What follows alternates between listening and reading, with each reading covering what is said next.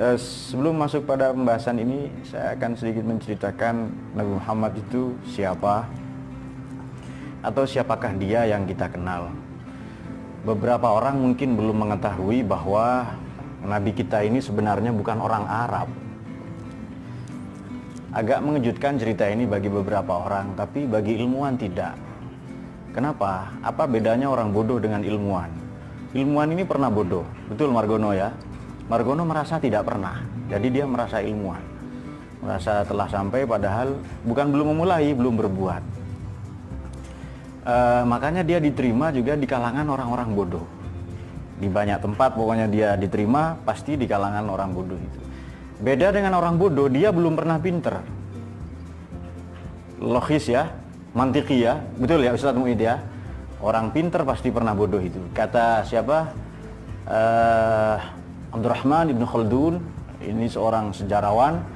Abul Iqtisad, bapak ekonomi. Abul Ijtima, bapak sosiologi, yang wafat pada tahun 808 Hijriah. Beliau katakan, al-insan, sorry terpaksa saya sebut ini kepada siapa, Divan ya, jahilun bizatihi, alimun bikasabihi. Manusia itu bodoh pada prinsipnya, memang dari sononya bodoh itu, tetapi dia menjadi pinter kalau berusaha. Kapan orang pinter? Kalau dia sesuai hadis Nabi, kalau dia terus belajar. Nabi Muhammad bukan orang Arab, bukan. Beliau orang Arab pendatang, namanya musta'ribah, dari kata ista'rabah. Jadi beliau ini isti'arab atau musta'ribah atau mu'arrab. Jadi kalian yang Jawa nggak usah sedih, kalian yang Sasak, Bugis, Sunda nggak usah sedih itu. Ya sudah, kalian jadi Indonesia saja. Jadi musta'ribah, atau kadang disebut mu'arrab, mu'arrabun atau musta'ribah. Bukan Arab asli. Siapakah leluhur Kanjeng Nabi? Siapa? Siapa mbahnya Nabi Muhammad? Siapa? Nabi Ismail atau Nabi Ibrahim ya? Ismail bahasa Arab bukan? Ustaz Sipul, bahasa Arab bukan Ismail ini? Bahasa sama Madura, bukan, itu kampungan itu. Kamusnya saja tidak ada kok. Bahasa Ajam itu juga bahasa orang yang ya, belum diperbaharui pengetahuannya. Itu bahasa Ibrani. Nabi Ibrahim ini berasal dari distrik itu kita katakan kampung lah atau kecamatan kalau zaman sekarang. Dari distrik Ur-Keldah, ini di Babilonia. Rajanya yang sangat populer waktu itu adalah Nebukadnezar atau Bukhtanasor. Dari distrik Ur-Keldah. Di manakah distrik Ur-Keldah itu? Ya di Irak. Ya Iran itu dulu Babilonia. Makanya namanya Ibrahim bukan bahasa Arab. Kalau Ibrahim atau Ismail bahasa Arab, coba ditasrif, bisa enggak itu? Jangan nyuruh Haikal Hasan, siapa? Zulkarnain pasti enggak bisa lagi, bahasa Arab saja enggak bisa kok, apalagi yang bukan bahasa Arab kan. Jadi Ismail ini adalah Arabisasi atau isti'arab atau mu'arrab dari Yishmael. Aslinya Yishmael.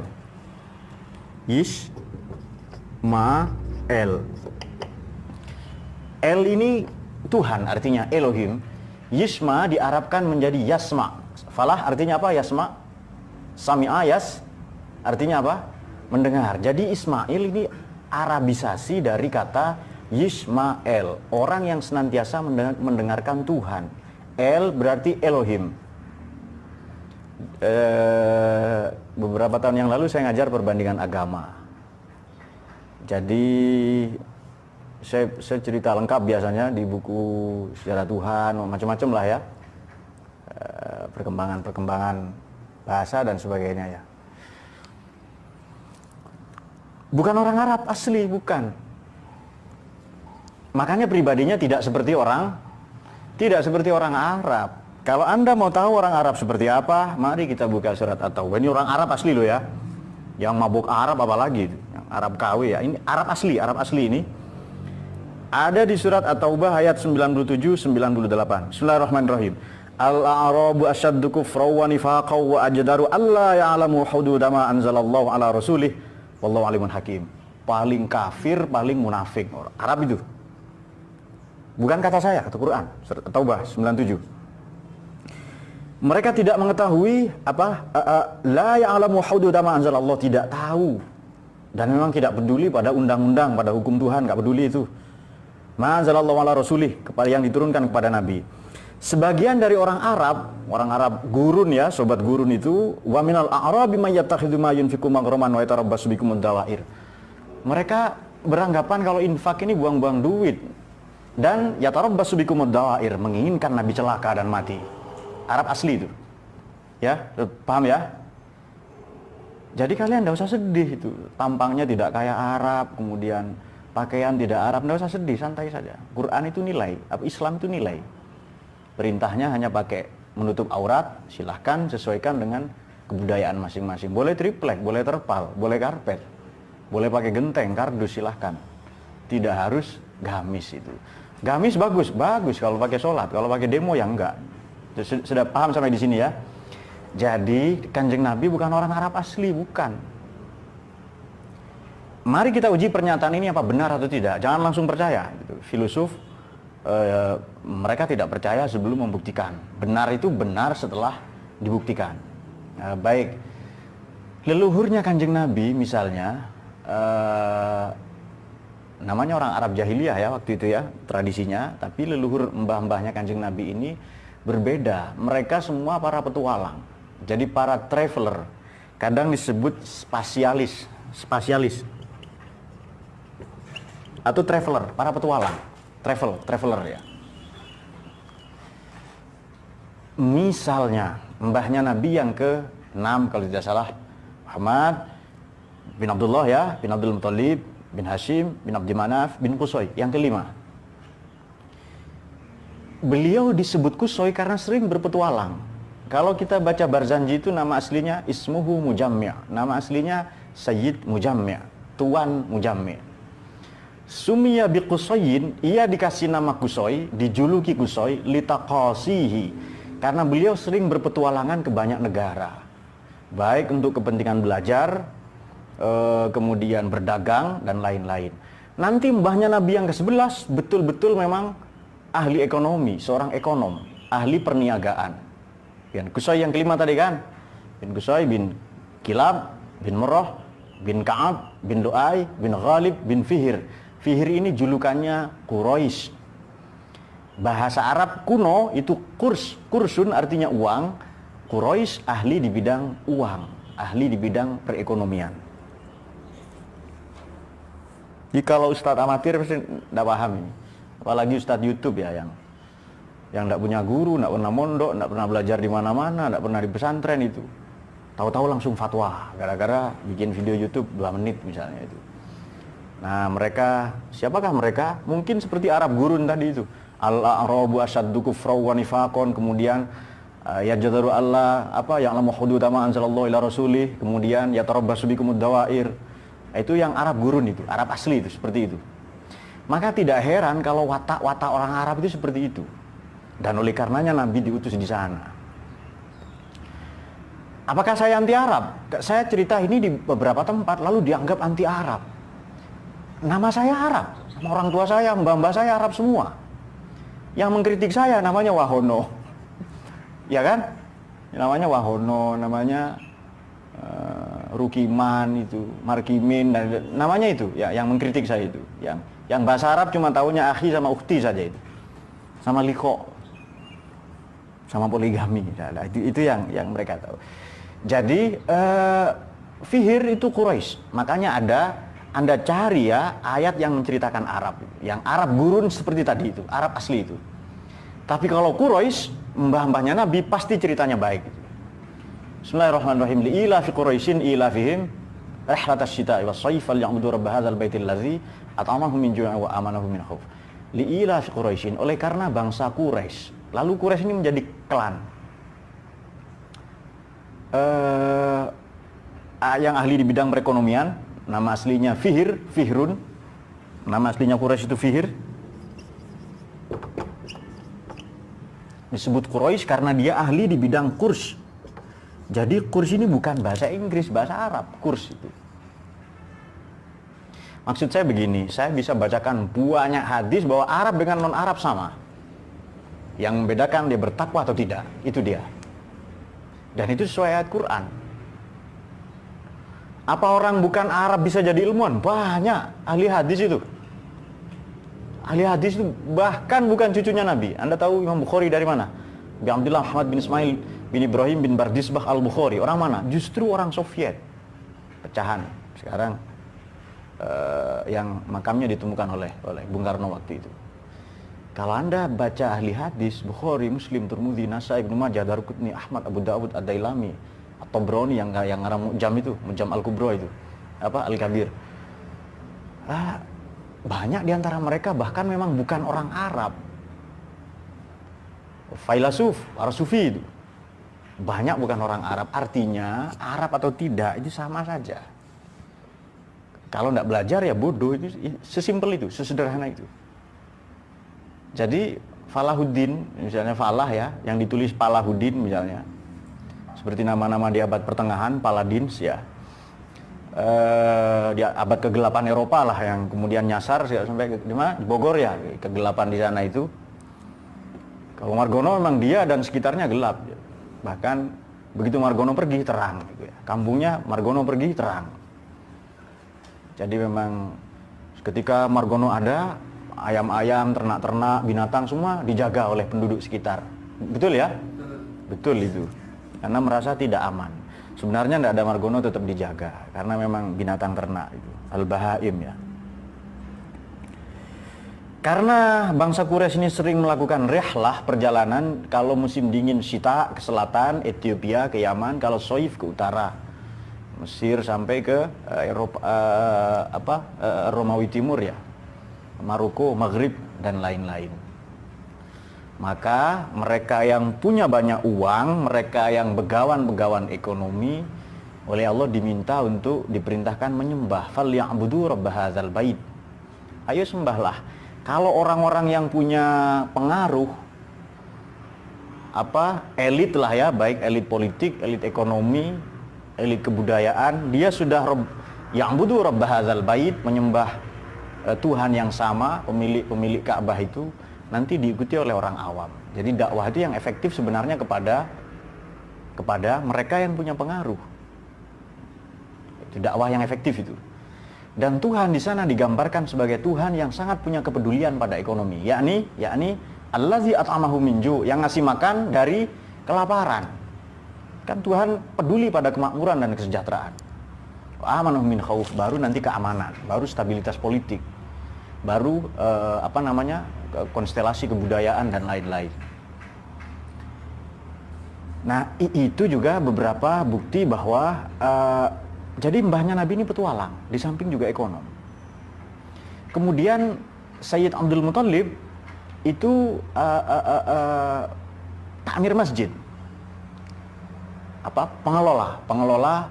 Pengelola daripada Ka'bah itu. Memang orang Arab dulu namanya lucu-lucu ya, namanya Abdus Syams, hambanya matahari, kemudian Abbas. Abbas ini artinya orang yang merengut terus, bermuka masam, dari kata abasa wa tawalla an ja'ahul a'ma.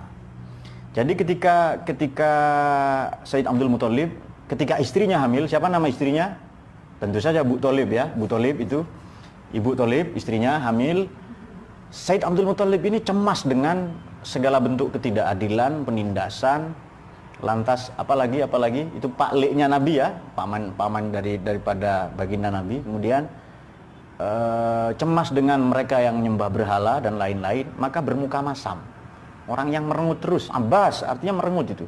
Merengut pada cemas kepada masam, tidak suka kepada penganiayaan, ketidakadilan, perbudakan dan lain-lain. Ya Anda mau dikasih nama Abbas enggak apa-apa. Bagus daripada Margono, enggak ada artinya kan? Betul kan? Enggak ada artinya, enggak jelas, cari di kamus juga. Sampai sobek enggak ada itu. Nah, kalau ditulis di buku-buku sejarah, mengotori buku sejarah nanti. Kalau Margono diunggah ke YouTube, mengotori YouTube nanti itu. Pokoknya seperti itulah itu ya. Saran saya enggak usah jadi filosof, jadi banser saja. Itu langkah yang baik lah itu. Bagaimana jadi filosof nggak bisa kan, sudah terlambat ya. Kecuali dia mau memperbaiki diri di mana? Ya, di tempat belajar kita ini. Maka akhlak Nabi ini tidak suka foya-foya, tidak seperti orang Arab pada umumnya. Dan memang Ka'bah ini posisinya kan lembah. Ada sumur Zam-Zam di situ, maka ia adalah tempat transit. Dilalui banyak sekali kebudayaan, kota yang kosmopolit lah ya. Ada kan aktivis organisasi kalian lah yang tidak ilmiah itu loh, menganggap Nabi ini Nabi revolusioner dari padang pasir katanya. Mekah itu bukan padang pasir, kota. Madinah juga kota, ya kan? Dianggap sobat gurun itu, revolusioner dari gurun. Apa bedanya dengan Badui kan? Maunya keren ya, maunya keren tapi tidak tahu, tidak ngerti sejarah dia. Itu Allahumma sholli ala sayyidina Muhammad.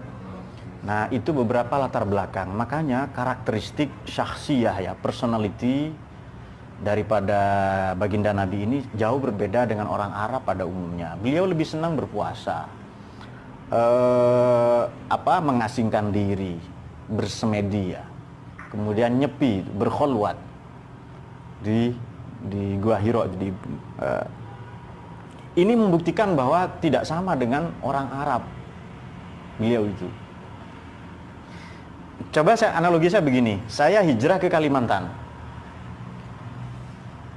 Mungkin cucu saya yang keempat, kelima jadi orang Melayu, betul ya? Tapi mereka katakan nanti, dulu mbah saya dari Jawa, pasti begitu. Tidak mungkin dikatakan mbah saya orang Melayu, tidak. Begitu pula Kanjeng Nabi, mbah saya dari Babilonia. Berarti bukan Arab asli, ia sudah Arab pendatang. Arab asli seperti surat At-Taubah 97-98. Asyaddu kufran wa nifaqan la ya'lamu hududa ma anzalallahu ila rasulih. Tidak ngerti hukum-hukum, tidak tahu undang-undang, halal haram, tidak peduli, perbudakan, istrinya 200, simpanannya 400, anaknya bertebaran di mana-mana, kemudian pembunuhan, apalagi perang antar etnik, namanya apa? Tribalisme dan lain-lain. Makanya ajaran Nabi ini ditolak karena akan mengganggu stabilitas ekonomi, stabilitas politik, maupun konstelasi budaya yang sudah berkembang, kemapanan yang sudah ada waktu itu. Nah, jadi kalian tidak usah sedih, yang bukan Arab tidak usah sedih. Imam mazhab itu Imam Hanafi, Imam Abu Hanifah ya, dengan Imam Ahmad bin Hanbal bukan Arab. Imam Syafi'i pun bukan cucu Nabi, meskipun Quraisy juga bersambung ke mbah-mbahnya Nabi itu. Sekali lagi bukti bahwa sudahlah, kita ini Indonesia jadi Indonesia gitu, nggak usah kepingin jadi Arab, nggak usah. Gitu. Jadi kita lahir di Indonesia disyukuri. Islam itu yang kita terima, akidahnya, risalahnya kita terima itu. Tapi fakta bahwa kita orang Indonesia nggak usah dihilangkan. Nah, ini beberapa ada orang yang ngajinya tidak seperti kita, lalu keblinger, lalu kepingin jadi Arab. Orang Arab sendiri itu kiblatnya ke Amerika. Anda tahu Saudi itu negara boneka, hadiah dari Amerika. Jadi barokatan syamilah warahmatan nazilah min hadrati Amerika. Itu Saudi itu. Ada dua kota yang seharusnya menjadi punya Yaman, tapi oleh Amerika diberikan ke Saudi, yakni Najjar dengan Taif. Sampai kiamat akan konflik terus, sesuai hadis Nabi itu. Ceritanya begini, ketika negara-negara Turki Utsmani runtuh ya, 24 Maret 1924, 23 Maret 1924 sudah runtuh. Negara Arab yang 22 provinsi ini menjadi menjadi bancaan. Bancaan itu apa ya? Pokoknya dikapling-kapling menjadi milik Inggris, milik Italia seperti Libya ya, kemudian milik Inggris, Prancis, semuanya dijajah itu. Dan rata-rata sudah sekuler, bahkan sosialis. Amerika tidak mau kalah saing dengan Soviet waktu itu, terutama pasca Perang Dingin. Ketika sebelum dimulai sampai pasca Perang Dingin. Caranya bagaimana? Bikin negara tandingan, bikin negara boneka. Siapa saja negara boneka itu? Apa saja? Arab, Saudi maksud saya, kemudian Bahrain, kemudian Kuwait, kemudian Uni Emirat Arab. yang penduduknya masih 200.000, 600.000, cuma 4 suku, 2 keluarga. Abu Dhabi itu kan nama keluarga itu. Yang sekarang Abu Dhabi itu Abu Dhabi itu. Nah, seperti itu kira-kira, maka mereka tidak punya nasionalisme. Nah, sekarang bagaimana kalau ada hadis Nabi bahwa kecintaan saya kepada Arab ini karena 3 hal. Selain Arab itu bahasa Quran, li'anil Arabi, karena saya orang Arab. Betul, tapi Nabi bukan Arab asli. Nah, itu yang patut dipahami itu. Supaya begini ya, dan memang di Quran itu semua dimuliakan oleh Allah itu. Yang kafir, yang Yahudi, yang Hindu, yang Konghucu. Walaqad karramna bani Adama wa hamalnahum fil barri wal bahri warzaqnahum minat thayyibat. Allah memuliakan, sungguh-sungguh memuliakan semua anak cucu Adam itu. Dimudahkan transportasinya di darat, di laut, kemudian dikasih rezeki yang baik-baik. Siapa? Divan dengan Bahri tidak makan koral, sekrup atau baut, tidak, makannya yang baik-baik, betul ya? Semua makanan yang baik-baik, atau makan flash dish atau apa, tidak. Kemudian in akramakum nanti ya, indallahi atqakum, dan beberapa ayat yang lain. Nah, itu beberapa latar belakang yang sudah kita jelaskan ya. Hal ini sekali lagi membuktikan bahwa